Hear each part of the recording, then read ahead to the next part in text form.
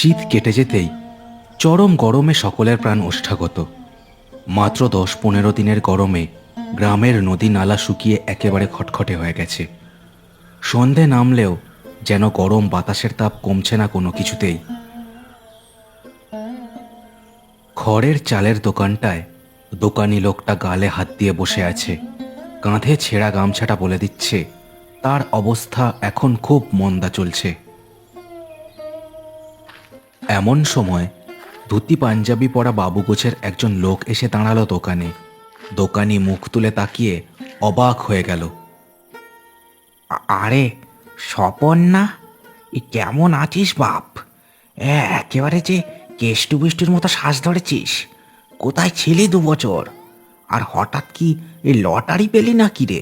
হ্যাঁ, জামা ধুতিটা দেখে তো বড্ড দামি মনে হচ্ছে রে বাপ। হ্যাঁ, স্বপন নামের লোকটা অবজ্ঞার চোখে তাকিয়ে দেখছিল দোকানের দিকে। দোকানি আধবুড়ো নাদু মল্লিকের চোখ যেন সরছিল না স্বপনের কাপড় চোপড়ের দিক থেকে। নদুদা, সারা জীবন তো এই ধীরে গ্রামের হাটে বসে বসেই জীবন কাটালে। এই বলি, এই গ্রামের বাইরে একটু বেরিয়ে দেখো, টাকা উঠছে চারিদিকে। বলি, ধরতে পারলেই একেবারে ফুলে ফেঁপে উঠবে। স্বপনের কথার মাঝেই অন্যান্য পাশের চালা দোকান থেকে হরিপদ আর কানাই এসে দাঁড়ালো সেখানে। ওরে বাবা, এই চেয়ারাখানা কি খোলতাই করেছিস রে স্বপন? একেবারে নায়ক যে। কোথা থেকে এত পয়সা পেলি রে স্বপন? হার হাওয়াতে দোল সব। তোরা বুঝবি কি এসবের? হ্যাঁ, সারা জীবন তো ওই নকুল বেরের হাট ছাড়া আর কোথাও গেছিস নাকি? এই যে এই দেখ, এই ধুতি দেখ, এর দাম 700 টাকা। বুঝলি? 700। 700 বলিস কি? বাপ আমার, আমাদেরও বল না, কোথায় ব্যবসা ফেঁদেছিস? দেখতেই তো পাচ্ছিস আমাদের অবস্থা। হ্যাঁ স্বপনদা, এই গ্রামে সবার অবস্থাই তো আমাদের মতো। এই দেখো না, সকাল থেকে গুড়ের পয়সা নিয়ে বসে আছি। একটা একটা টাকারও বেচাকেনা নেই। স্বপন সব্বার মুখের দিকে তাকিয়ে দেখল। ততক্ষণে আরও 2-1 জন এসে দাঁড়িয়েছে। এই বেলা শেষের হাটের মাঝে স্বপন যেন পেখম তোলা ময়ূরের মতো সব্বাইকে তার দিকে টানছে। এই দেখো দেখো, তোমরা তো সবাই জানো, বলো, আজ থেকে 2 বছর আগে আমি প্রায় শূন্য পকেটে গ্রাম ছেড়েছিলুম। ইচ্ছে ছিল টাকা কামাবো, তাই এমনি একদিন ঘুরতে ঘুরতে গিয়ে পৌঁছলাম রাঙা বাবুর হাটে। কি বলবো রে তোদের, যা ব্যবসায় শুরু করি তাতেই মানে একেবারে ওই ওই 20 গুণ 25 গুণ লাভ। রাঙাবাবুর হাট? সেটা কোথায় রে? আমার ঠাকুরদার মুখে এক রাঙাবাবুর কথা শুনেছিলুম বটে, কিন্তু সে তো প্রায় 50 বছর আগের কথা। কোন গ্রামে যে তেনার হাট ছিল এখন তো ছাই মনেও নাই। সে হাটে এখনো কেনা বেচা হয়? আহা, আরে হয় বলেই না এই এই এত দামি জামা গায়ে তোদের সামনে এসেছি। রাঙাবাবু লোকটা না খুব দয়ালু, বুঝলে নাদুদা? আমি তাকে গিয়ে বলতেই নিজে আমায় একেবারে হাটে হাটে একখানা জায়গা করে দিল। আর কাউকে কোনো কথা বলার সুযোগ না দিয়েই স্বপন উজ্জ্বল হাঁসের মতো আবার লম্বা লম্বা পা ফেলে হেঁটে চলে গেল হাট ছেড়ে। সব্বার মুখগুলো হাঁ হয়েই থেকে গেল।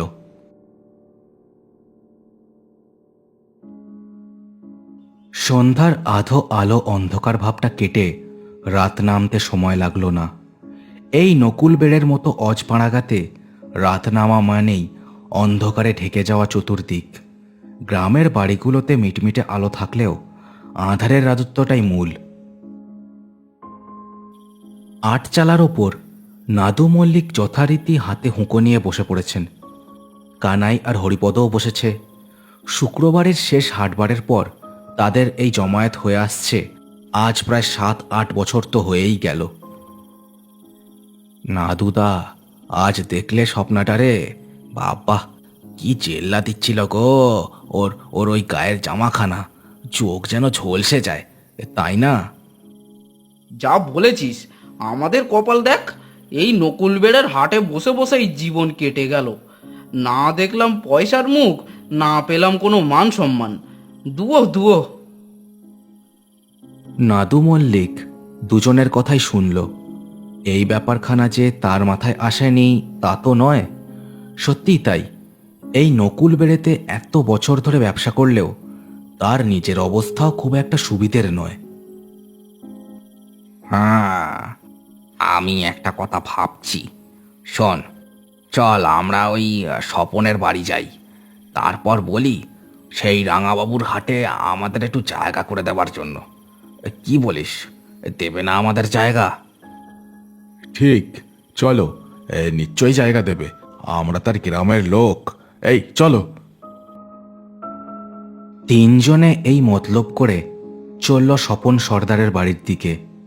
তাদের ইচ্ছে ছিল যা হোক করে নিজেদের অবস্থাটা যদি পাল্টে ফেলা যায়, কিন্তু এই সিদ্ধান্তটাই তাদের জীবনের কত বড় ভুল তা যদি তারা জানতো।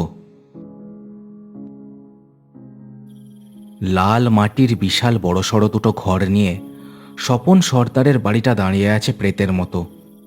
বাখাড়ির বেড়ার ওপারে ঝোপের ওপর জোনাকির মেলা বসেছে, ঝিঁঝি ছাড়া আর কোনো শব্দ নেই। স্বপন, ও স্বপন, এ বাড়ি আছো নাকি? ও স্বপন। সেই একই ধুতি পাঞ্জাবি পরে ঝকঝকে চেহারা নিয়ে বেরিয়ে এলো স্বপন সর্দার। তাদের দেখে তার মুখে একটা বাঁকা হাসিও ফুটে উঠল। জানতাম তোমরা আসবে। বসো। কি বলবে তা আমি জানি, তাও শুনি তোমাদের মুখ থেকে। চারজনে লাল বাড়ির বারান্দায় বসল। হরিপদ, কানাই আর নাদু মল্লিক জড়ো হয়ে বসল একদিকে। আরে এখনো ভাবছো কি? বলে ফেলো যা বলতে এসছো। আর আমার হাতে এমনিতেও না খুব বেশি সময় নেই। হ্যাঁ, বলছিলাম যে তুমি তো বেশ দেখছি গুছিয়েই নিয়েছো। তা তা কি আমতা আমতা করছো নাদুদা? আমি বলছি, এই শোনো স্বপনদা, আমাদের সেই রাঙাবাবুর হাটে 3টে দোকানের ব্যবস্থা তোমায় করে দিতে হবে। আমরা তোমার গ্রামের লোক, না করতে পারবে না। স্বপন ততক্ষণে একটা দামি মোটা বিড়ি ধরিয়েছে। বাঁকা চোখে তাদের দেখে নিয়ে বলল, জানতুম তোরা এই বলতেই আসবি। ওরে সেই হাটে কি আর আমার কথা চলে রে? রাঙাবাবুই সেখানকার হত্যা কর্তা বিধাতা একেবারে।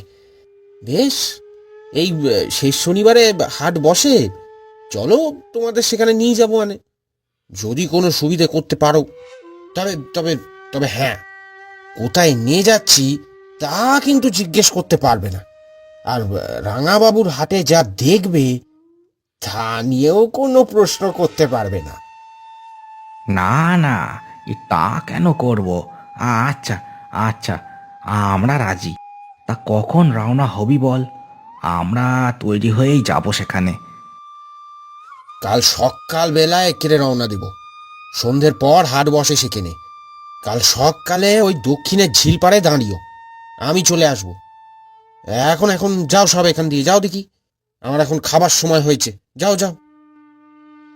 ওরা তিনজন নিজেদের মুখ চাওয়াচাই করলো একবার।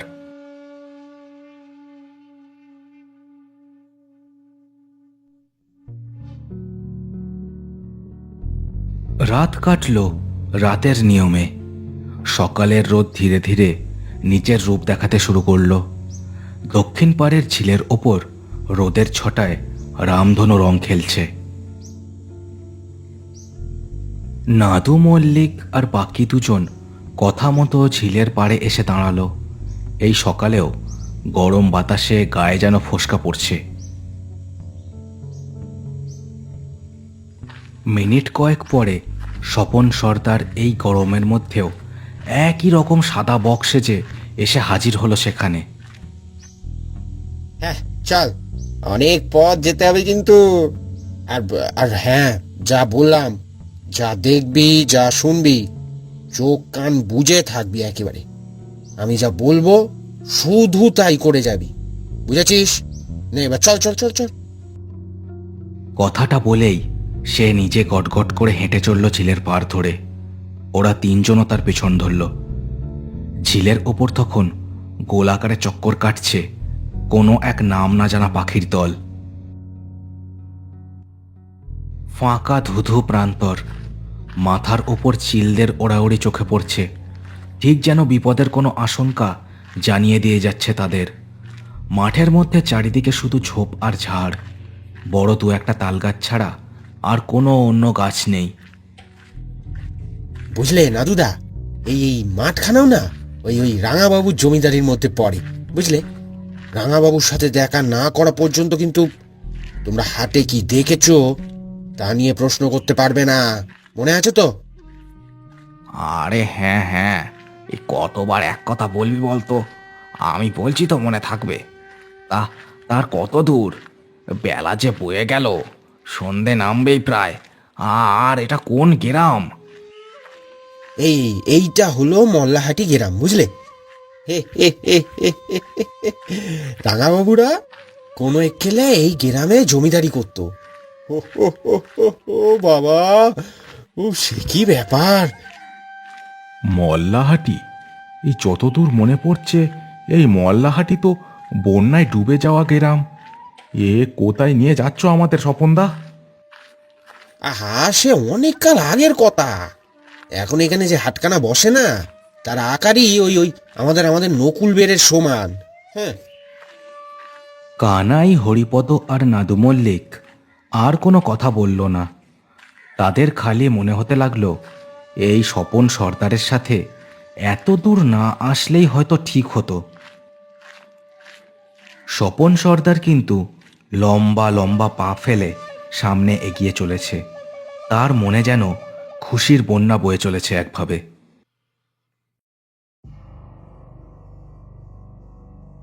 প্রায় সন্ধ্যার মুখে তারা মল্লাহাটির মূল গ্রামে এসে ঢুকল। চারিদিকে বাড়িঘর, সব যেন ভাঙা ভাঙা। তাদের আনাচে কানাচে কালো অন্ধকার যেন কাদের একটা আশ্রয় দিয়ে চলেছে। বাবা রে, এ কি গেরাম গো!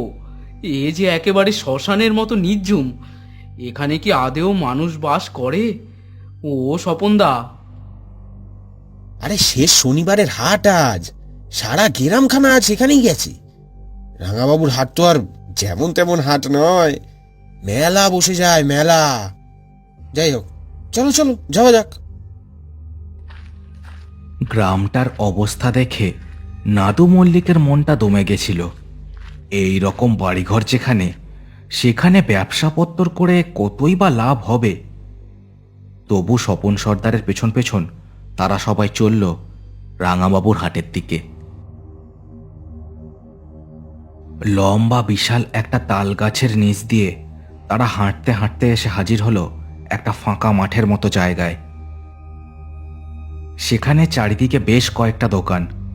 নানান ধরনের পসরা সাজিয়ে বসে দোকানিরা হাসি মুখে কথাবার্তা বলে চলেছে।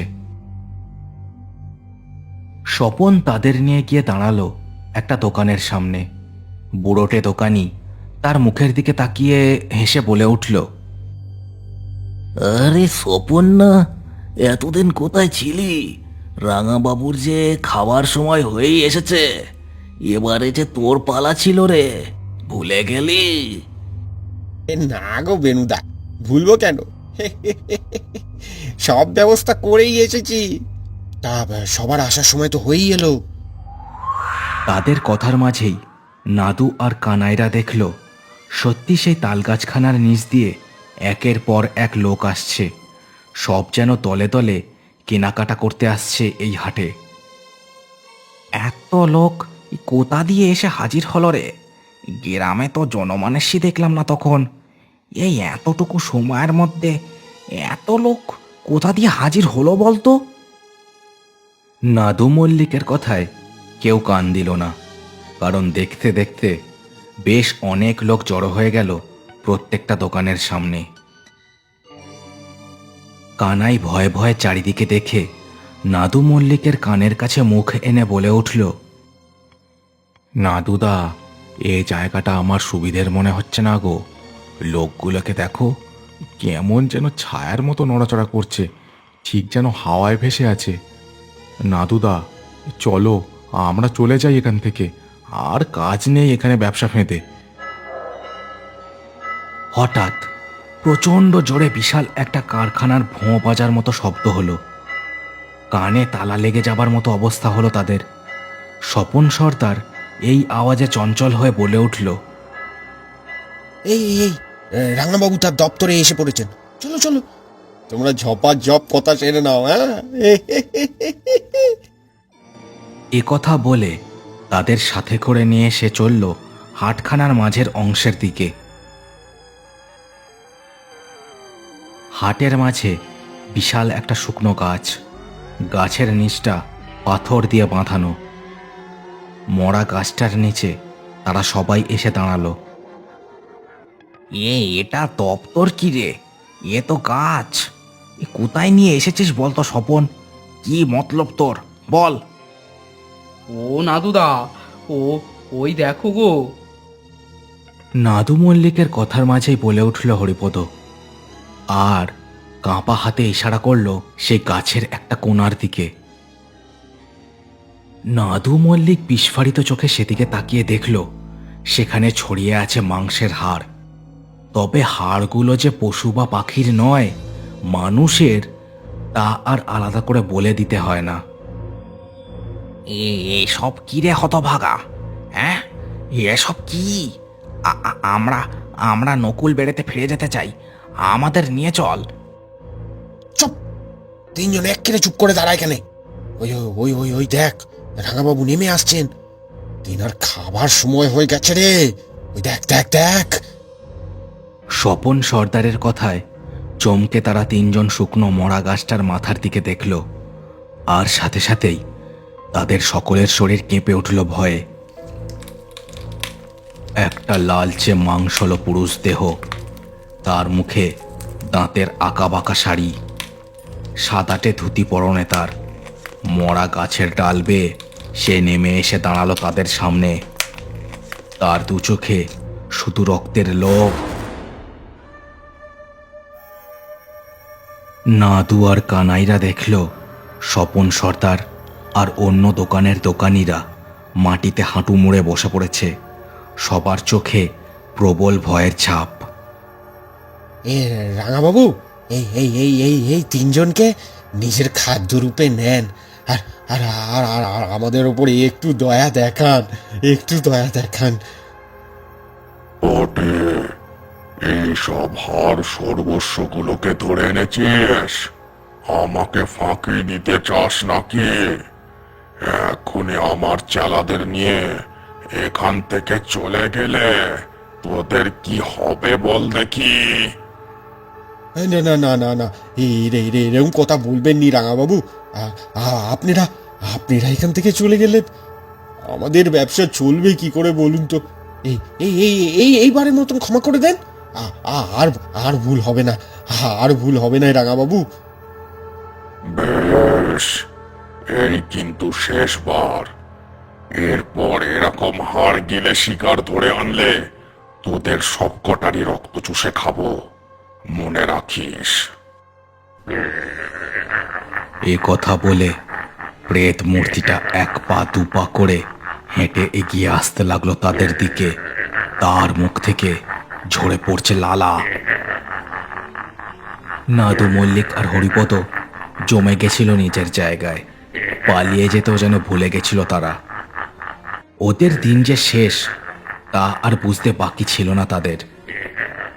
হঠাৎ কানাই শেষবার বাঁচার চেষ্টাতেই নিজের পকেটে হাত দিল, আর পেয়েও গেল একটা লাইটার। ঝপ করে সেটা পকেট থেকে বের করে সে জেলে ধরল। এই নে, আর যদি এক পা এগোস এখানেই সব পুড়িয়ে শেষ করে দেবো। তফাৎ চাও, তফাৎ চাও। আগুন দেখেই রাঙাবাবু নিজের চোখে একটা হাত তুলে ধরল, আর পিছিয়ে গিয়ে পিঠ দিয়ে দাঁড়ালো সে শুকনো মরা গাছটায়। কানাই, এই বাপ দাঁড়িয়ে থাকিস না, ওই গাছটার গায়ে আগুন দে, জলদি। কানাইও একথায় তার লাইটারটা ছুঁড়ে দিল শুকনো গাছের দিকে। সঙ্গে সঙ্গে শুকনো মরা গাছটা দাউ দাউ করে চলে উঠল গনগনে আগুনে। রাঙাবাবুর প্রেত দেহটাও সেই জ্বলন্ত আগুনে পুড়তে শুরু করলো, ঠিক যেন খড়ের পুতুলের মতো।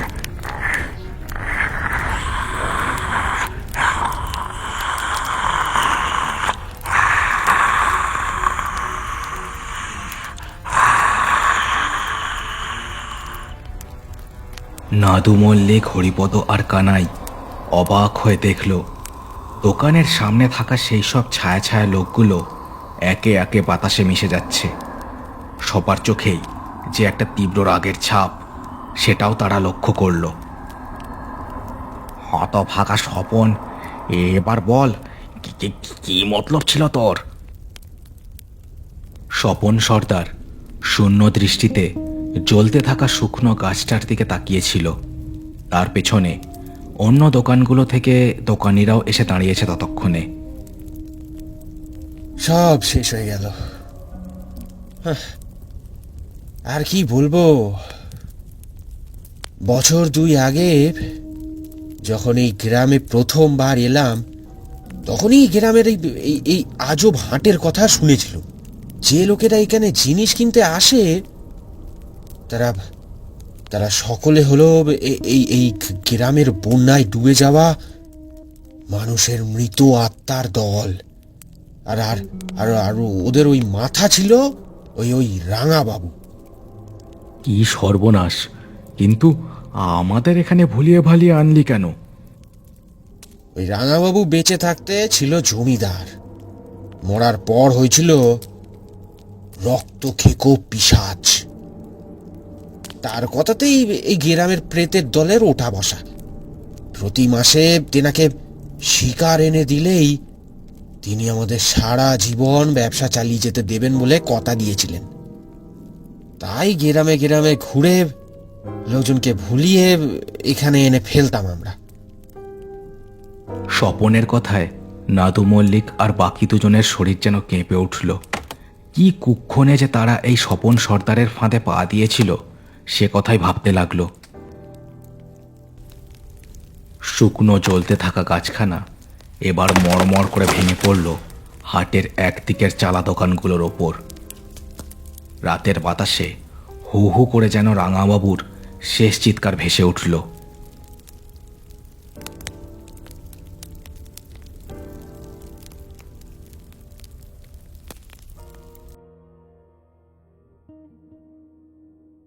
শেষ হলো কার্টুনস অ্যানিমেশনসের আজকের গল্প।